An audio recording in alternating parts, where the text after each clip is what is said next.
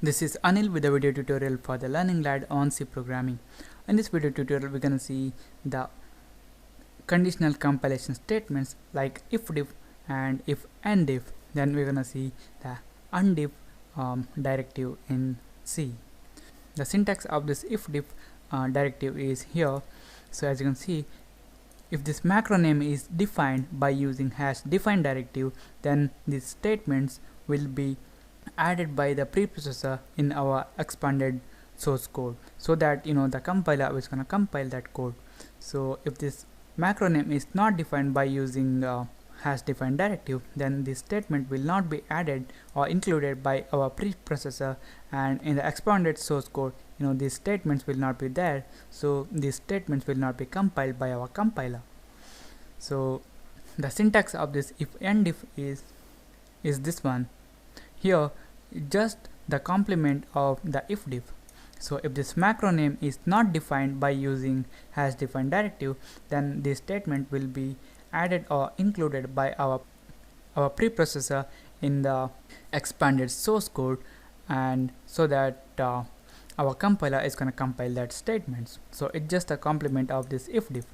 And the next thing is this undiff. We use this undiff to undefine any macros which are defined by using #define directive. So we're gonna see about that later. First we're gonna begin with this if-diff. Now for the demonstration purpose, we're gonna define a macro by using #define, and we're gonna name it as Intel. So now in our main function, we're gonna check whether if this macro is defined. So it's gonna be #if-diff Intel, that's a macro name. Then we want to execute some code within this if-diff and and-diff. So here we want to print something. Let's say course for the Intel PC. Save it, compile it and run. So as you can see here, since this Intel macro is defined by using this #define here, the code for the Intel PC will be included by our preprocessor in our expanded source code. That's why our compiler is gonna compile that statement.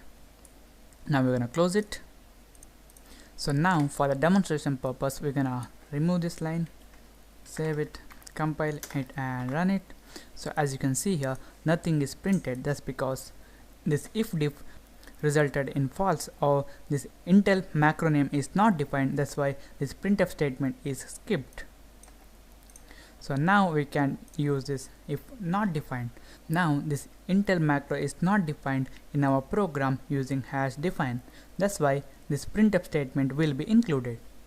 Actually this Intel macro is not defined, that's why it's gonna be for the non-Intel PC. So as you can see, the code for the non-Intel PC. And now we're gonna define it. It's gonna be #define Intel. Now Intel macro name is defined. Now we can use this #undiff to undefine this macro. So now save it, compile it and run it. So as you can see here, since this Intel macro is defined, this printf statement is skipped.